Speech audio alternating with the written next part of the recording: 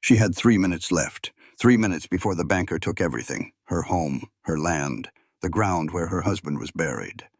Abigail Sterling stood in that bank, surrounded by vultures in suits, holding nothing but a broken pocket watch and her wedding ring. She was ready to beg, ready to scream, ready to fight until they dragged her out. But then, the doors slammed open. A stranger walked in, dust on his coat, a scar down his cheek, and a bag of gold heavy enough to make the whole room go silent. He paid her debt, every last cent. Then he tipped his hat and walked out, without asking for a single thing in return. But here's what Abigail didn't know yet. This man wasn't her savior. He was the ghost her husband whispered about in his nightmares. And in the Wild West, nothing ever comes for free. This story reminds us that the people who betray us don't define our future. And sometimes the ones we should trust the least become the ones worth fighting beside. If you've ever had to rebuild after everything fell apart, this one's for you. Hit that like button, drop a comment telling me, would you have trusted him? And subscribe so you never miss another story about second chances and standing your ground. Some folks say the West was won with gunpowder and grit. But out in the dust-choked town of Jericho Creek, it was mostly bought with blood and backstabbing. Abigail Sterling was just 3 minutes from losing it all, her home, her family's legacy, and the ground where her husband was buried, all because of a crooked banker's signature. It was her against the world, and she was bracing for the end. But right when you think you know how a story goes, it takes a turn. See, the stranger who walked in didn't come through the saloon doors. He came right through the front doors of the bank, quiet and steady as a storm rolling in over the plains. He was a man with no name, a heavy sack of gold, and a secret that was about to turn this whole valley upside down.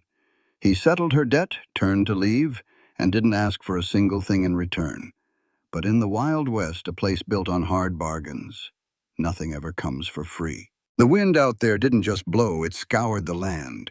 It could peel the paint clean off a house and strip the hope right out of your soul. Abigail Sterling stood on the warping porch of the Double S Ranch, watching a dust devil kick up and dance across the dried-out pasture. It was a beautiful and terrifying piece of country, and as of that morning, it didn't belong to her anymore. She held onto the railing so tight her knuckles turned bone white. In her other hand, she clutched the notice. It was printed on heavy paper, stamped with the official seal of the Jericho Creek First National Bank. The ink was dark and final. Foreclosure. It had only been 6 months since her husband Andrew died. One spooked horse, a loose stirrup, and a bad fall down in the canyon. That was all it took to change Abigail from a wife to a widow, and to turn the Double S from a thriving cattle ranch into a sinking ship. Mrs. Sterling, the voice was gravelly and full of apology. Abigail didn't bother to turn around. She knew it was Sheriff Red Brady. He was a good man, the kind of man who had eaten Sunday dinner at her table more than once.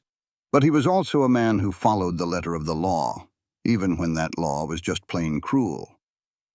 "Is it time, Red?" she asked, keeping her voice as steady as she could. She would not cry, not in front of the law, and certainly not in front of the vultures already circling her property line. "I'm afraid so, Abby," the sheriff sighed.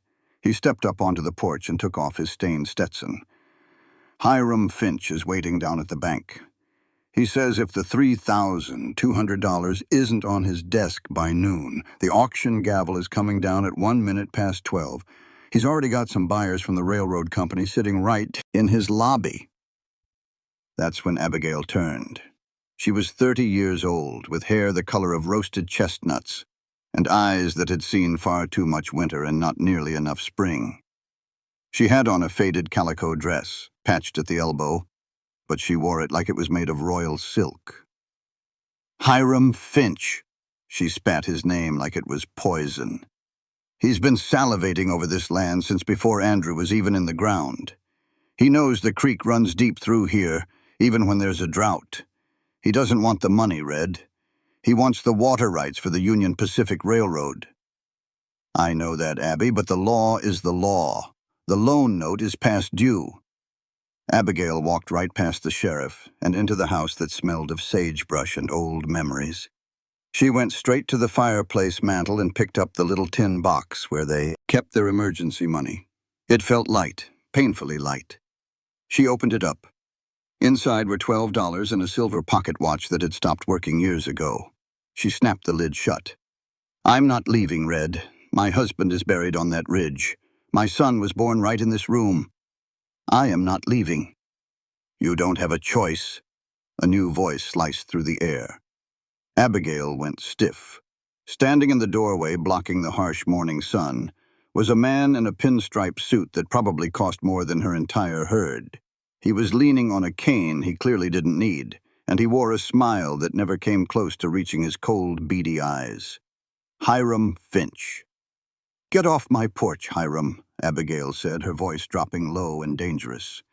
Now, Mrs. Sterling," Finch purred, stepping inside without an invitation.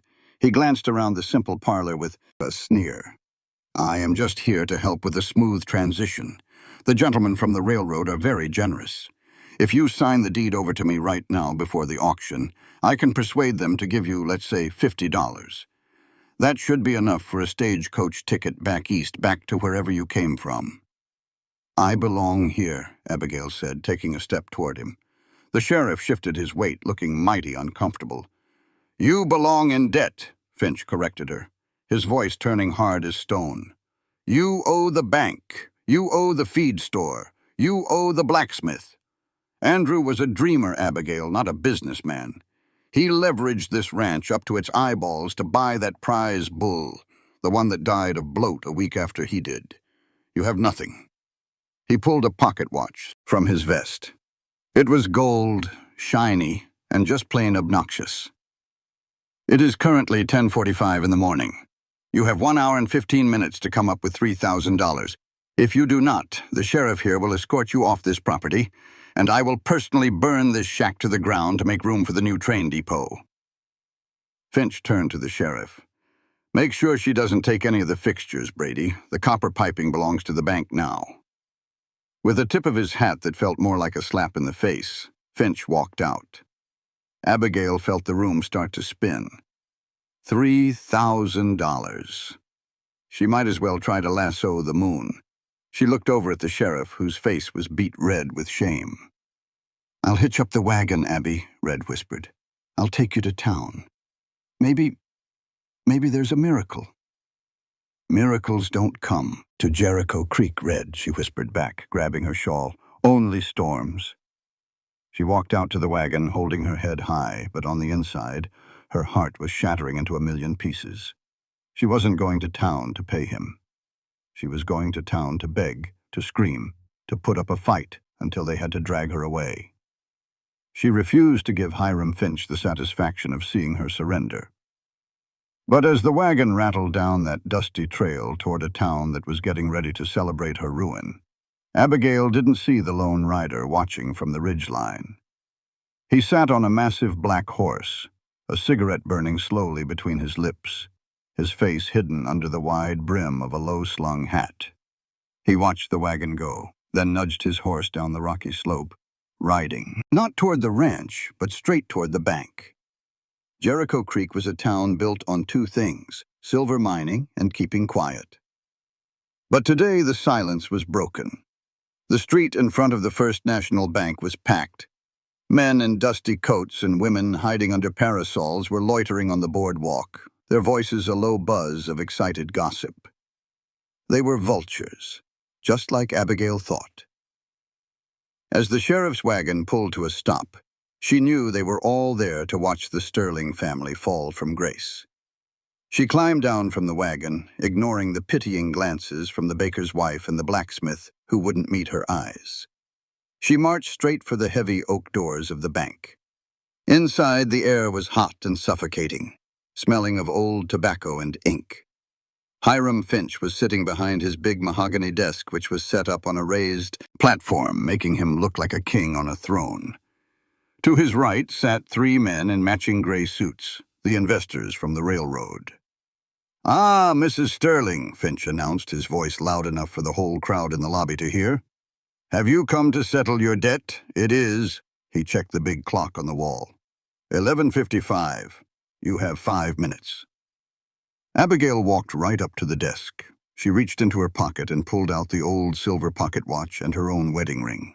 She placed them on the polished wood. "This is solid silver," she said, her voice shaking just a little. "And the ring is gold. It's all I have. Please, Mr. Finch, just give me an extension until the autumn herd comes in. The calves are strong this year. I can pay you double in October." Finch picked up her wedding ring, looking at it through a little jeweler's eyeglass. He dropped it back on the desk with a dismissive clink. "Scrap value, perhaps $10. Finch let out a dry, rattling laugh. "Hardly $3,000. And as for your calves, you don't have enough ranch hands to drive them to market. No, Mrs. Sterling, the time for making deals is over." He dipped his fancy quill pen into the inkwell. The scratching sound of the pen against the glass was the loudest thing in the whole room. "Sheriff," Finch barked, "the time is up. Escort her out of here. Gentlemen, the deed is ready to be transferred." Red Brady stepped forward and put a gentle hand on Abigail's shoulder. "Come on, Abby. Don't let him see you break." Abigail felt the hot tears finally sting her eyes. She grabbed the edge of the desk for support. "You're a thief, Hiram. You're stealing my whole life." "I am a businessman, my dear, and business can be cruel," Finch said, as he held the pen over the foreclosure paper. Slam! The double doors of the bank flew open so hard that the glass in the windows rattled. Every single head in that room snapped around. The bright afternoon sunlight poured in, making a perfect silhouette of a figure standing in the doorway. He was tall, with broad shoulders, and covered in the gray dust of a long trail. He wore a long canvas duster that was unbuttoned, showing a pearl-handled Colt .45 pistol riding low on his hip. His hat was pulled down, shadowing his eyes, but you could see his jaw was set like solid granite. He didn't say a single word. He just started walking. The sound of his spurred boots on the hardwood floor was heavy and steady. Thud, clink, thud, clink. The crowd just melted away, parting for him like the Red Sea. Abigail took a step back, her heart hammering against her ribs like a trapped bird. She had never laid eyes on this man before in her life. He was terrifying. The stranger didn't even look at her. He didn't look at the sheriff. He walked straight up to the raised platform where Hiram Finch sat, completely frozen, the ink drying on the tip of his quill. The stranger stopped right in front of the desk. He reached inside his duster and pulled out a heavy canvas sack. He dropped it right on the desk. It landed with a heavy, dull thud that made the inkwell jump. "What? What is this?" Finch stammered, all his arrogance vanishing like smoke. "Count it," the stranger said. His voice was a low rumble like distant thunder echoing in a canyon. Finch hesitated for a second. Then his shaking hands fumbled with the strings of the sack. He tipped it over. Gold coins spilled out. Heavy, gleaming United States double eagles. They clattered across the mahogany desk, spinning and sparkling before settling into a golden pile. The railroad men gasped. A murmur went through the crowd. 3,200, the stranger said, and 50 for the interest. Finch's hands were trembling as he reached out and touched the coins. This was real. It was more money than the bank probably had in its own vault. Who are you?" Finch asked, his face as pale as a ghost. "This account is paid," the stranger interrupted him. "Issue the receipt to Mrs. Sterling. Abigail Sterling. Paid in full." Abigail felt like the ground had dropped out from under her. She looked at the man's side profile. A faint scar cut a line down his cheek, mostly hidden by his stubble. He looked hard and dangerous, the kind of man who was no stranger to a fight. What on earth was he doing? "Sir," Abigail's voice was a mere whisper, hardly making a sound. "I just do not understand." The stranger never turned his head. His gaze stayed locked on Finch. "The receipt." The stranger said it again, his hand hovering awfully close to his hip. Finch practically fell over himself. He scribbled wildly on a slip of paper, slammed a stamp on it with shaking hands, and pushed it across the big desk to Abigail. "There," Finch squeaked out. "The debt is all settled. The ranch is hers, the stranger." Picked up the receipt. He finally turned and looked right at Abigail. For just a moment she saw his eyes, the color of gray steel, cold and sharp, but not mean. He offered the paper to her. She reached out and took it, her fingertips brushing against his leather glove. "Why?" was all she could breathe. He gave no answer. He simply tipped the brim of his hat, a sign of respect that seemed odd coming from such a formidable man, and then spun on his heel. He strode back down the aisle, leaving the golden coins scattered across the banker's desk. The whole room was silent, completely stunned. He shoved his way through the doors and out into the blinding sunlight. Abigail finally shook herself free from the shock.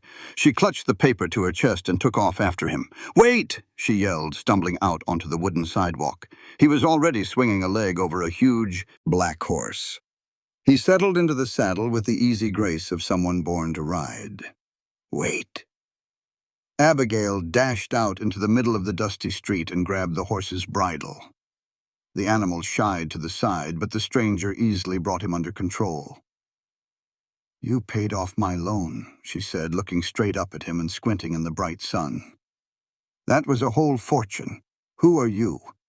What could you possibly want from me? I have absolutely nothing else you can take." The stranger gazed down at her. The shadow from his hat concealed his face, but she could see his jaw clench. "I did not ask for a thing, ma'am," he said. "But people do not do that," Abigail insisted, her voice full of desperation. "Nobody just hands over their life savings. Did you know Andrew? Did my husband send you here?" The stranger's hand tightened on the reins. The leather groaned under the pressure. "Your husband is gone, Mrs. Sterling," he stated plainly. "Go on back to your ranch. Take care of your cattle. Mend your fences." "But I have to know your name," she called out, as he began to turn the horse away. He stopped for a second. He glanced over his shoulder, his eyes not on her, but on the horizon where dark storm clouds were bunching up over the mountains. "Name is Kevin," he said. "Well, Kevin Kincaid." Then, with a touch of his spurs, he was gone in a gallop, vanishing into a cloud of dust. He left Abigail standing alone in the street, holding a paid-off mortgage and a mind full of burning questions. She looked down at the paper.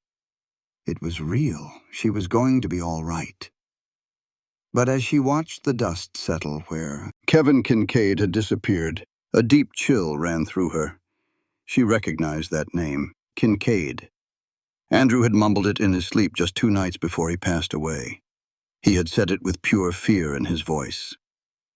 The journey back to the Double Bar S Ranch felt like the longest trip of Abigail Sterling's life.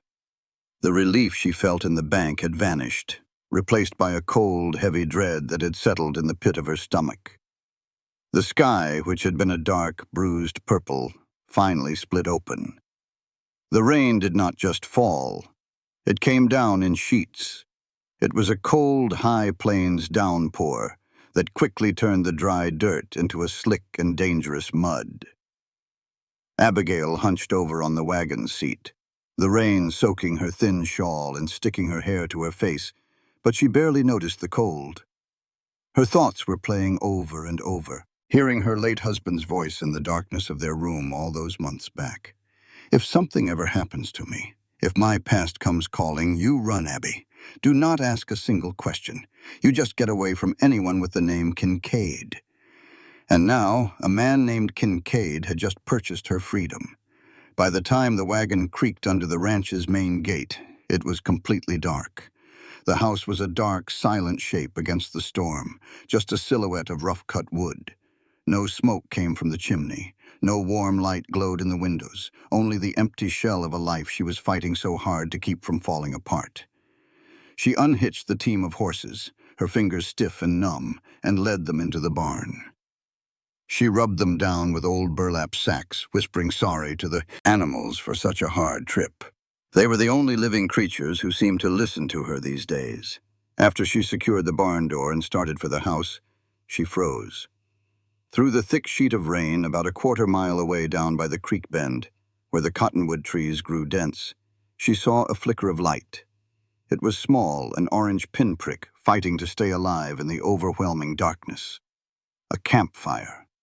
Someone was making camp on her property. Abigail did not go inside to get warm.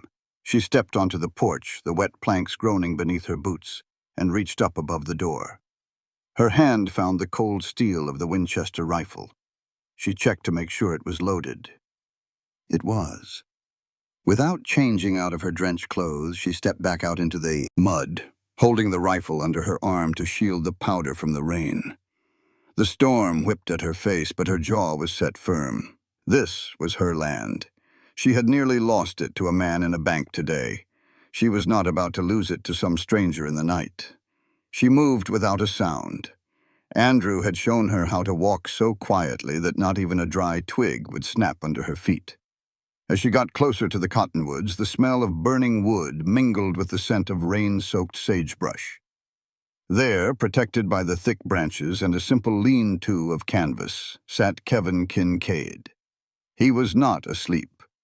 He was perched on a log, peeling an apple with a knife that looked sharp enough to shave with.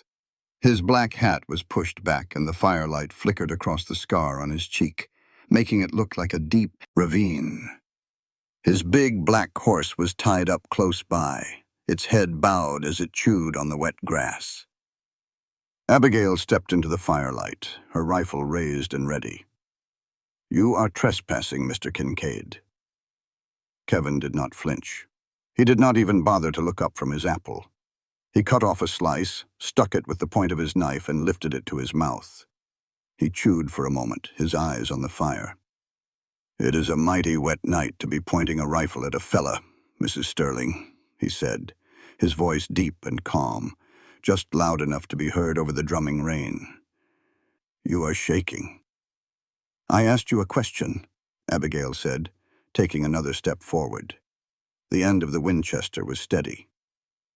"You paid my debt. You rode away. Now I find you camped out by my creek. Why are you here?" Kevin finally raised his head to look at her. His eyes were impossible to read, just dark surfaces reflecting the fire. He cleaned the knife on his trousers and put it away. "Horse threw a shoe about a mile back," he lied. They both knew it was not true.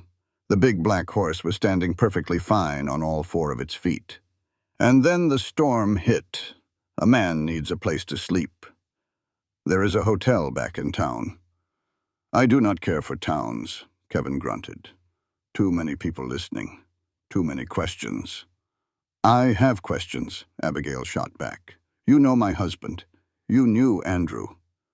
Kevin reached for a tin cup that was sitting on a rock near the fire. He poured some coffee from a dented old pot. The steam rose into the cold air, smelling strong and like chicory. He held the cup out toward her. "Drink this," he commanded. "You look about frozen." Abigail paused. Her pride was telling her to say no, to demand answers, but her body was failing her, shaking uncontrollably from the bitter cold. She lowered the rifle just a little and took the cup with a hand that trembled. The warmth immediately started to spread into her frozen fingers. She took a sip. It was bitter and hot, and it was the finest thing she had ever tasted. "Andrew and me," Kevin began, using a stick to poke at the fire, which sent a flurry of sparks up toward the wet leaves. "We rode together a long time back, before he ever met you, before he settled down and became a rancher." "Rode together?" Abigail's eyes narrowed. "You mean during the war?" "The war, and after," Kevin said, his voice becoming hard. "We were partners. We looked for gold down in Arizona, worked as guards for the stagecoaches up in Nevada." "Andrew never once spoke of you," she whispered. "He told me everything." Kevin let out a quiet, dry laugh that had no humor in it. "Mrs. Sterling, there is not a man alive who tells his wife everything. Andrew was a decent man in the end, but he had a past. We both did." "Then why was he so afraid of your name?" Abigail asked, the question that had been burning inside her all night. "He had nightmares about you."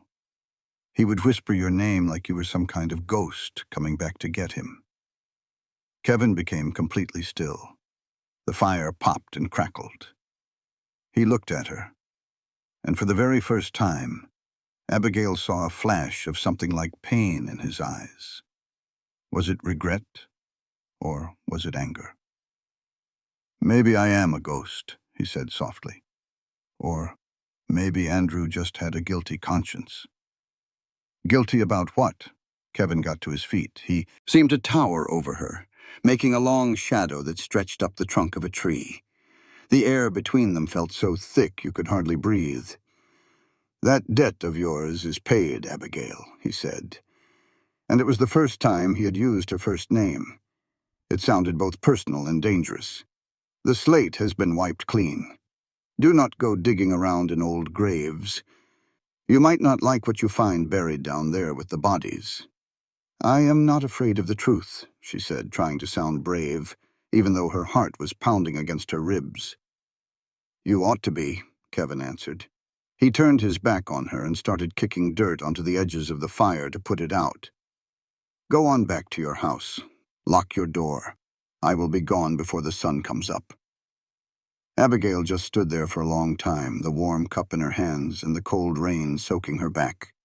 She wanted to keep pushing him, to yell at him until the truth finally came out. Out. But Kevin Kincaid had a wall built around him, a fortress made of silence and scars. She turned around and walked back into the darkness, leaving that stranger down by the creek. She never looked back, but as she stepped inside her quiet Texas home and slid the bolt on the door, she knew one thing for sure. Kevin Kincaid was not leaving by sunrise, and she could not decide if that thought terrified her or gave her a sliver of hope. Abigail woke up to the sound of a hammer. It was a steady, rhythmic pounding that echoed right through the wooden walls of her ranch house. She shot up in bed, gasping for air and trying to get her bearings. The storm was over. Bright, harsh sunlight was slicing through the gaps in the curtains. She tossed off the heavy quilt and got dressed in a hurry, pulling on her work boots and splashing some cold water on her face. She picked up the rifle again, a habit by now, and yanked open the front door. The sight waiting for her stopped her cold. Kevin Kincaid was still there. He was on her porch. He had taken off his long duster coat, showing a faded blue work shirt that was stretched tight across the muscles in his back. He was down on his knees on the rotten wood of the steps, with a few nails held between his lips and a hammer in his hand. He was fixing her stairs, the very same ones that had been busted for 2 years, the ones Andrew had sworn he would fix every Sunday but never got around to. He did not look up when she stepped outside. Thwack, thwack, thwack. The nails slid in perfectly flush with one single expert swing. "I thought you said you would be gone by sunrise," Abigail said, her voice rough from sleep. Kevin spat the nails into his palm. "The horse is still laid up," he said calmly. This time he did not even try to make the lie sound believable. "And I saw a loose board. A woman living out here all alone should not have to worry about breaking her neck on her own front porch. I do not need your charity, Mr. Kincaid. You have done more than enough." "It is not charity," he said, finally raising his head to look at her. In the daylight he seemed older. You could see the gray at his temples, and the lines around his eyes told stories of years spent squinting into the sun. "I just hate broken things. And this whole place," he motioned with the hammer toward the sagging barn roof and the leaning fences, "is broken." Abigail felt a hot wave of shame wash over her. "We did the best we could. Bad luck just seems to come in streaks." "Luck is for folks at the card table," Kevin muttered, getting to his feet. He tested the step with his boot. It was solid. "Preparation is for ranchers. Your south fence is down for about 100 yards. Your cattle are fixing to wander right into the canyon if you do not get it fixed by noon." Abigail's eyes went wide. The south fence, all that barbed wire and those rotten posts, the wind must have knocked them down last night. A knot of panic tightened in her chest. That was her best pasture. If the herd got down in that canyon, she would never get them out by herself. The canyon was a confusing maze of loose rock and steep drop-offs. "I have to go," she said, rushing past him and heading for the barn. "I already saddled the horses," Kevin said. Abigail stopped and turned around. Horses, plural. You cannot string that wire by yourself, Abigail, not with all this mud. He walked right past her, heading toward the barn with long, determined strides. I will drive the wagon with the posts. You ride on ahead. I did not hire you, she yelled at his retreating back. That is a good thing, he called back without even pausing. You cannot afford me. The work was bone-wearying. The mud clung to their boots, heavy and determined. The sun beat down on them, turning the damp ground into a thick, humid haze. For 4 long hours they hardly said a word to each other. The only sounds were the groaning of the wire stretcher, the snip-snap of the pliers, and the grunts of hard labor. Abigail found herself watching Kevin work. He was efficient, almost brutally good at what he did. He did not waste a single motion. He dug post holes with a steady rhythm that seemed like it could go on forever. Andrew had always griped about mending fences. He would take long breaks, smoke cigarettes, and talk about the day they would be rich enough to hire men to do this kind of work. Kevin just worked. He treated the job like it was a battle that had to be won. By the time they were done, Abigail's hands were covered in blisters and her shoulders ached something fierce. They sat on the tailgate of the wagon, passing a canteen of lukewarm water back and forth. The new fence line stood straight and tight, a silver line holding back the wild canyon just beyond. You are good at this, Abigail admitted, almost against her will, as she wiped the sweat from her forehead with her sleeve. For a drifter. I grew up on a ranch down in Texas, Kevin said, his eyes fixed on the valley below. Before the fire took it all. Fire Comanches, he said, his voice flat. I was 12. I learned real early that if you do not hold your ground, the world will take everything you have. He turned to look straight at her, his gaze intense. Andrew forgot that. He got soft, Abby. He thought money was the same as security. He borrowed from men like Finch because he was looking for the easy way out. He wanted a better life for us, Abigail defended him, but her voice was not so sure. He wanted to build a legacy. He built a house of cards, Kevin said, his voice sharp. And he left you buried under it when it all came tumbling down. Abigail shot to her feet, a flash of anger in her eyes. Do not you dare speak ill of him. You did not know him like I did. I knew him before you did, Kevin said. I knew the man who... Never mind. He cut himself off, shaking his head. Tell me, Abigail demanded. You keep dropping hints. Tell me what he did. Kevin just looked at her, and for a second it seemed like he was about to say more, but then his gaze shifted past her, toward the house in the distance. Check the ledger, he said softly. What? The ranch ledger? The one from 5 years ago, the year he bought this place. Kevin stood up and walked over to the horses. Look at the entry for the purchase. Look at where the down payment money came from. How do you even know about our ledgers? Just look, Abigail. That evening, after a dinner eaten in complete silence, with Kevin on the porch and Abigail in the kitchen, she went into the small study. It was a dusty room, a mess of Andrew's chaotic way of keeping records. Papers were stacked in piles that looked like they might fall over. She found the leather-bound book from 1878, the year they had come to Jericho Creek, the year their dream began. Her hands were trembling as she opened the heavy cover.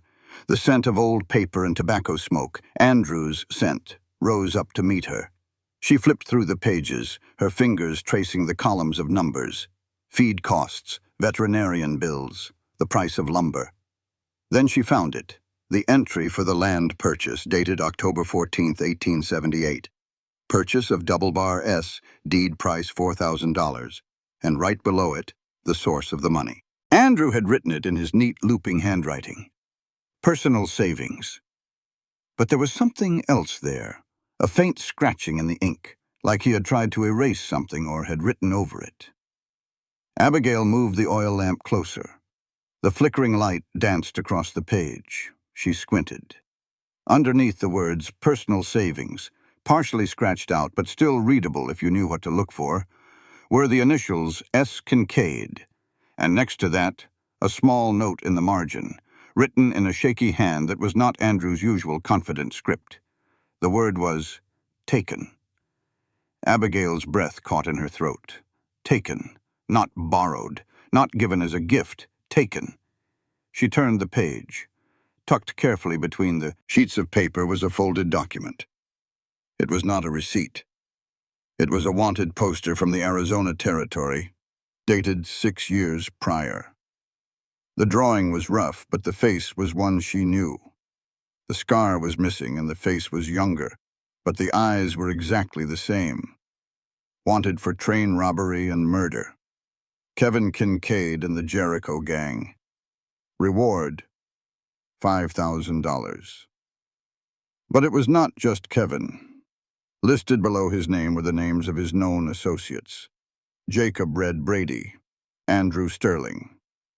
Abigail dropped the ledger. It slammed onto the floor with a heavy thud that sounded like a gunshot in the quiet house. Her husband had not just been a rancher who made some bad deals. He was a train robber, a fugitive, and the sheriff, Red Brady, the very man who had come to evict her. Yesterday, with what looked like tears in his eyes, he was one of them too. And Kevin was their leader. The man sleeping in her barn was not her savior. He was the man her husband had been running from. He was the man Andrew had stolen money from to buy this very ranch.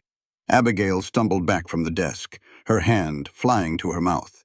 Kevin had not come here to pay off a debt. He had come to collect one. And now that the bank loan was paid, the ranch did not belong to the bank anymore. In Kevin Kincaid's mind, it belonged to him. She heard the heavy sound of boots on the porch steps. The door handle rattled. The knob did not just turn. It paused for a moment. Abigail stood frozen in the middle of the study, clutching the heavy leather ledger to her chest like it was a shield. The oil lamp on the desk cast long, dancing shadows on the walls, making the small room feel like it was closing in around her. She raised the Winchester with one hand, but the barrel was shaking badly. The door creaked open. Kevin Kincaid stood there, filling the entire doorway. He had taken off his work shirt and was wearing the long, dust-colored duster coat again. His hat was pulled down low, but the lamplight caught the glint in his eyes. They did not look angry. They just looked tired. A deep, bone-weary kind of tired. He saw the rifle aimed at his chest. Then his gaze dropped to the ledger she was holding. He did not even flinch. He just leaned against the doorframe and crossed his arms over his chest. "I see you found the entry," he said. His voice had no trace of surprise. "You are a thief," Abigail whispered, the words getting stuck in her throat. "You and Andrew, you robbed trains. You killed people." "We robbed the Union Pacific," Kevin corrected her calmly, "and I never killed anyone who was not trying to put a bullet in me first. Andrew never fired a single shot. He did not have the stomach for it. He wrote, 'Taken' next to your name," Abigail said, backing away until she felt the bookshelf against her spine. "He stole your share. That is why you are here. You did not pay off the bank to save me. You paid it off to buy back what was stolen from you." Kevin walked into the room. He moved with the quiet grace of a predator, ignoring the rifle barrel that followed his chest. He reached out, not for the gun, but for the lamp. He turned the wick down, plunging the room into shadows until they were standing in near darkness. "Abby, just put the gun down," he said in a low voice. "If I was here to hurt you, you'd have never heard my boots on those stairs." "Then why are you here?" she demanded, the tears finally breaking free. "Why save this ranch if you hate him so much?" "Because he left me to rot," Kevin said. And the pure poison in his tone made her flinch. 7 years ago on that job down in Arizona, the posse was getting real close. We had a spot to meet up. Red and I were hauling the gold on foot. Andrew had the horses. He took a slow step toward her, his face turning to stone. He didn't wait. He heard those guns start popping, lost his nerve, and just rode off. He took the horses. He took the gold. He took everything from me. Red and I had to split up. Red managed to make it back here, put on a badge, and hide right out in the open. I ended up in Yuma prison for 5 years. 5 long years of busting rocks in the hot, Son doing nothing but thinking about the man who was living high on the hog with my money. Abigail felt the whole room start to spin. Her husband, the kind man who would get misty-eyed when a calf died, the one who read poetry to her by the fireplace, was nothing but a low-down coward and a traitor. "So you came back for revenge?" she whispered, her voice trembling. "I came back for what was mine," Kevin corrected her. "I tracked him to this place. I sat on that ridge for 3 whole days just watching and planning to ride down here and put a bullet right through him. Then I saw the funeral. I saw you laying flowers on a brand new grave." He finally looked straight at her, and the hard look on his face seemed to crack. "I saw a woman fighting a battle she was fixing to lose. I saw the bankmen circling around you like a bunch of buzzards, and I figured there's no satisfaction in killing a man who's already dead. And taking this ranch from his widow wasn't going to make me feel right again." "So you paid off the loan," Abigail stated, slowly lowering the rifle. "It was my money to begin with," Kevin said with a slight shrug. "Andrew bought this spread with my cut of the gold. So in a way, I've owned this ranch for 5 years. I just finally decided to come check on my investment." "And what about now?" Abigail asked. "The debt is paid. The fence is mended. What happens now, Kevin?" Kevin glanced over at the window. The night was black as tar, with no moon to light the way. "Now," he said, his voice dropping to a near whisper, "we have to deal with the fact that I am not the only one who knows about that gold." Abigail's brow furrowed. "What are you talking about?" "Hiram Finch," Kevin said. "Bankers like him don't just call in a loan on a ranch because of a few missed payments. Finch has been wanting to get his hands on this land for a long time. He knows." "Knows what?" "He knows Andrew didn't use up all the money," Kevin explained. "The take from that robbery was $20,000. Andrew paid $4 for this place. Even counting the lean years, there is still about $10,000 unaccounted for. Finch reckons it's buried somewhere on this property. That's the real reason he was pushing the foreclosure. He didn't give a damn about the railroad, he just wanted an excuse to dig." Abigail let out a sharp breath. "The copper piping. He told the sheriff to keep an eye on the copper piping. He was making up a reason to tear this house down piece by piece." "That's right," Kevin said. He walked over to the window, looking out through a small gap in the curtains. "And when I strolled into his office and dropped $3,000 in gold right on his desk, I basically told him he was right. He knows I'm Concade, and he figures the whole gang is getting back together." "So what are we supposed to do?" Abigail asked, her anger quickly turning into fear. Kevin turned to face her again. He reached inside his long coat and drew out a pearl-handled Colt .45. He checked the cylinder, giving it a slow spin. Click, click, click. "We are not going to do anything," he said quietly. "It has already started." "What?" In that same instant, Kevin dove toward her. He threw his arm around her waist and pulled her down hard onto the floor. Crash!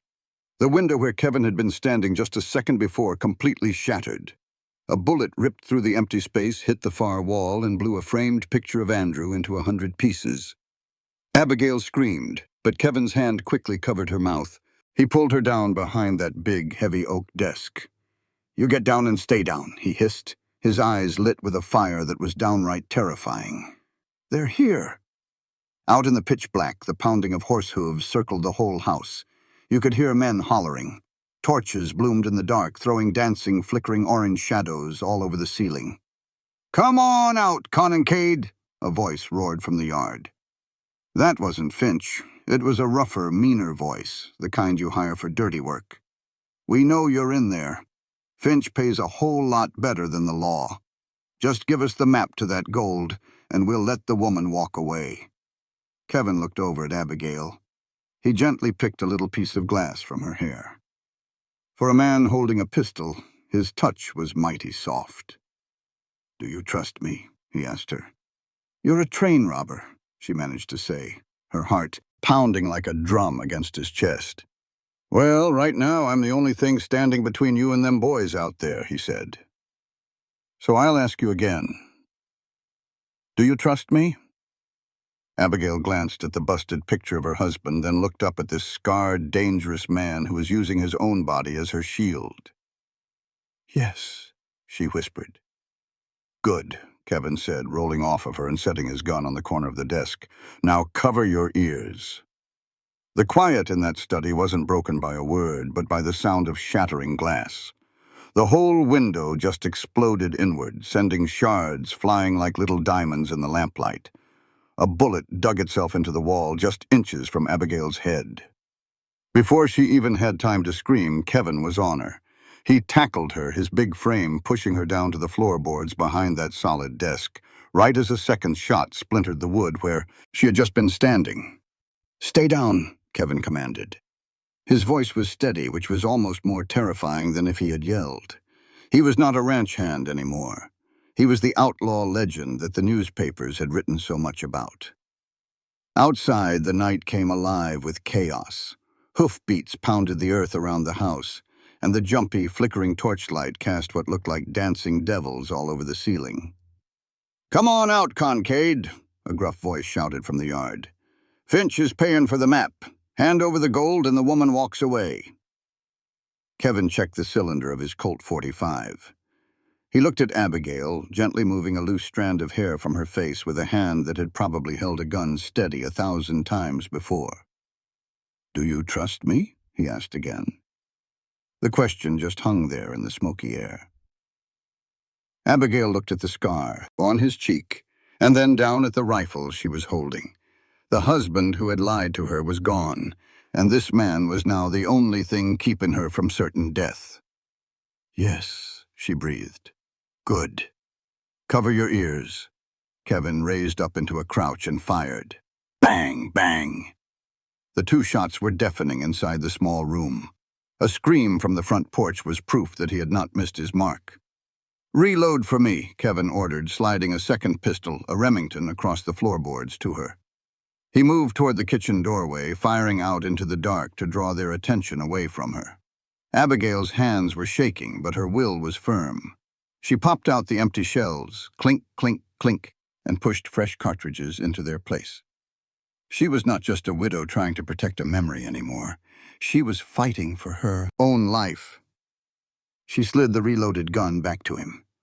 "They're coming for the door," Kevin yelled. The front door groaned loudly as something heavy slammed against it. Wood splintered and cracked.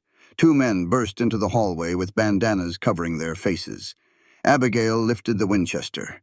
She did not have time to think. She just acted. She squeezed the trigger. The force of the kickback bruised her shoulder and the bullet flew wide, but it made the man in front dive for cover. That one moment was all Kevin needed. He dropped the first man with a bullet to the chest and sent the second man running back into the night with a shot in his shoulder.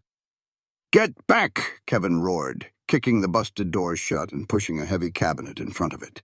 But the men outside had already changed their plan. Heavy thud landed on the roof, and it was followed by the sharp, oily smell of kerosene. "Fire," Kevin said, his voice grim. "They are going to try and burn us out." A bright orange light flared up outside the kitchen window, and flames started to crawl up the dry wooden walls. The heat was instant and overwhelming, making it hard to breathe. "We have to run for it!" Kevin grabbed her arm. "Out the back, into the mud. Go!" They burst through the back door, stumbling out into the muck of the yard. The rain had finally stopped, but the ground was slick and treacherous.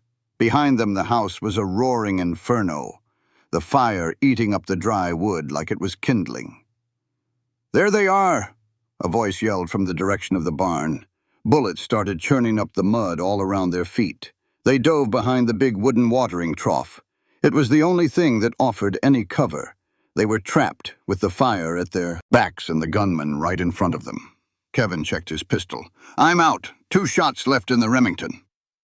"I have 3, Abigail said, working the lever on her rifle.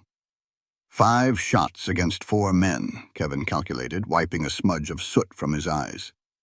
"I am sorry, Abby. I brought all this trouble right to you." "You fixed my fence," she countered, her voice sounding strong and clear above the noise. "You paid my debt. You are the only honest man I have met in the last 6 months." Kevin looked at her, and for just a second, the whole battle around them seemed to disappear. He squeezed her hand. "When I get up, they're going to aim for me. You run straight for the creek. Do not look back." "No!" she cried out, holding onto his arm. "Go!" Kevin yelled, and he started to stand. Crack! A gunshot echoed through the night, but it did not come from the barn, and it was not from Kevin. It came from the ridge behind the attackers. One of the gunmen standing by the corral just folded and dropped to the ground. Crack! Crack! 2 more shots rang out from the darkness. Another one of the attackers spun around and dropped his torch in the mud. "What is that?" Abigail gasped. Kevin peeked over the edge of the trough, a slow grin of disbelief spreading across his face. "That," he said, "is the law." Riding out from the shadows lit up by the flames of the burning house was Sheriff Red Brady. He was not even wearing his badge.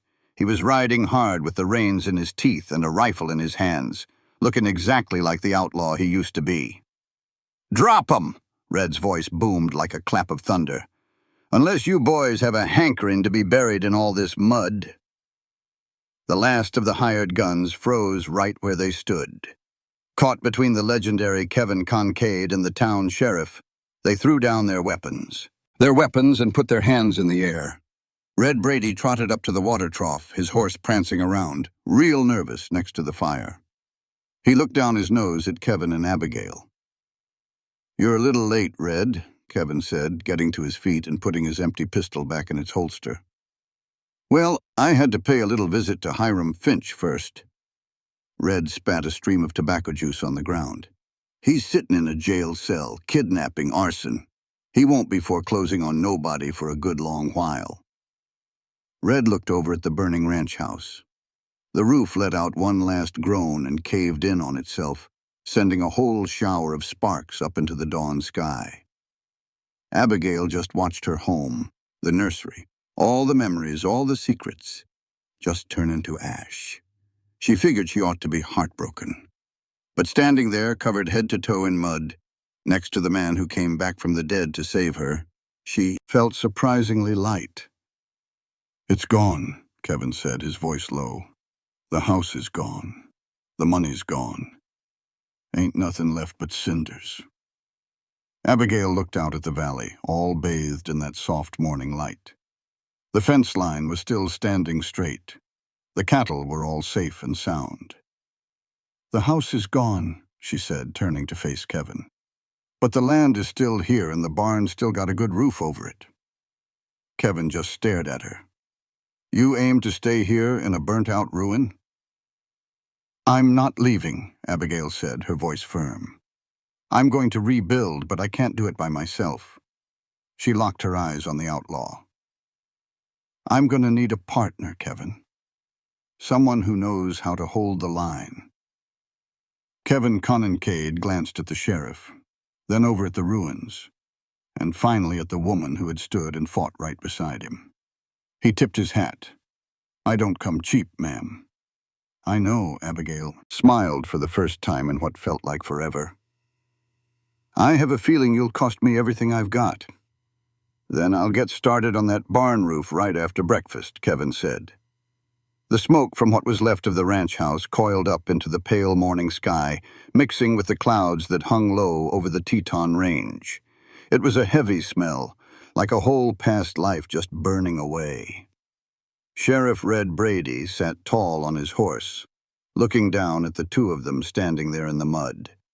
He resettled his hat, his face looking tired but mighty relieved. "I'll take these boys back to town," Red said, nodding toward the 2 tied-up hired guns slumped over by the corral fence. "I'll make sure Finch's confession is signed and sealed in ink before noon." He looked hard at Kevin.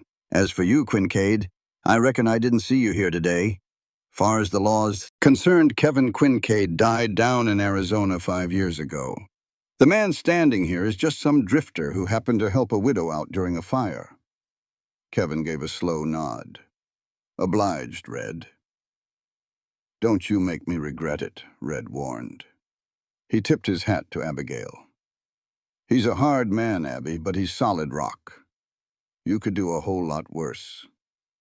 I know, Red, she said, her voice soft. I know. With a quick whistle, the sheriff rounded up his prisoners and rode off. The sound of their horses faded away until the only thing you could hear was the crackle of the cooling timbers and the morning song of a meadowlark. Abigail walked over to the smoldering pile that used to be her parlor. You could still feel the heat coming off the stones of the chimney, which was the only part left standing. She gave a piece of charred wood a little kick with her boot. "It's all gone," she whispered to herself. "The furniture, the clothes, the ledger." "That ledger needed to burn," Kevin said, walking up beside her. He took off his hat, and the morning sun caught the streaks of gray in his hair. "All them lies Andrew wrote in there. They don't mean a thing anymore. You get to start fresh today." "Fresh?" Abigail let out a dry, brittle laugh. "I've got a barn, a herd of cattle, and $3 to my name. And a hired hand I can't even afford to pay." Kevin reached down into his pocket. He pulled out a single gold coin, the very last one from the bag he'd thrown on Finch's desk. He must have held one back for good luck. He tossed it up in the air, the gold flashing bright in the sun, and then snatched it. "I didn't come back here for the money, Abby," he said, his voice thick with feeling. "I told myself I did. I told myself I just wanted what Andrew stole from me. But when I saw you standing up on that porch, holding that rifle against the whole world, I knew I was looking for something else entirely." "What?" she asked, looking up into his eyes. "A reason to finally stop running," he said. He walked over to where the porch steps used to be. He got down on one knee in the ash and started digging with his gloved hands. After a second, he pulled something out. It was the little metal tin box Abigail always kept on the mantel. It was black and bent out of shape from the heat, but it was still sealed shut. He used his knife to pry it open. Inside, any paper money had just turned to dust. But the silver pocket watch, Andrew's watch, was still there, tarnished and dull, but all in one piece. Kevin held it out to her. "You can sell this," he said. "Buy new lumber. Buy some glass for the windows." Abigail took the watch. She looked down at it for a long, quiet moment. It was the very last piece of Andrew she had left.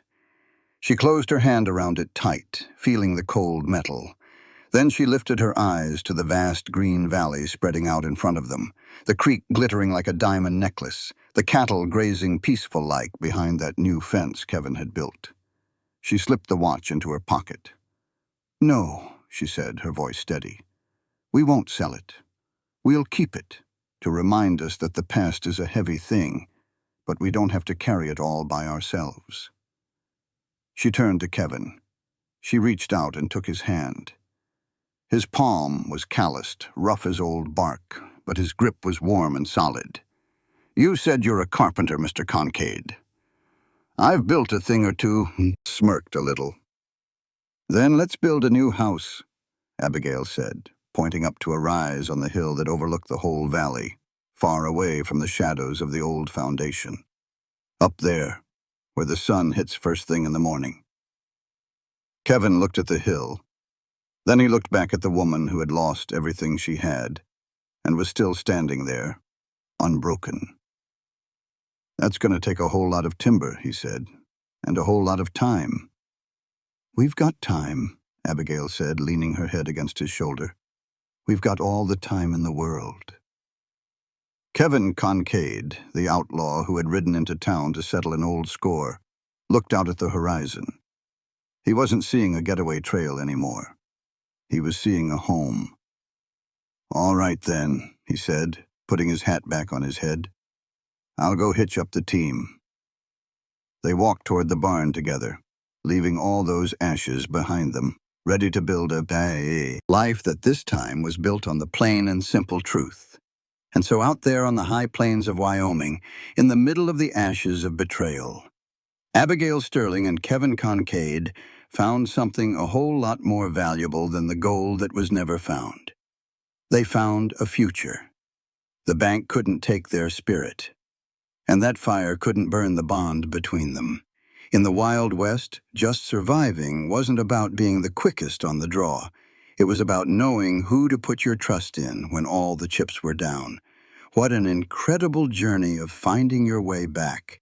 If this story had you holding your breath, please do us a favor and give this video a like. It truly helps us get these stories out to more folks. And I've just got to ask you, if you were in Abigail's boots, would you have trusted Kevin after you found out who he really was? Y'all let me know what you think down in the comments below. And don't you forget to subscribe and ring that notification bell so you never miss a brand new tale from the frontier. We've got plenty more stories about cowboys, outlaws, and true romance headed your way. Thanks for listening, and we'll see y'all on the next one. This content was carefully researched, developed, and manually edited by our team to deliver meaningful stories with valuable life lessons. Every narrative is crafted to entertain, inspire, and empower our audience. We believe that great stories can change lives, and we are committed to bringing you content that matters. Thank you for being part of our community.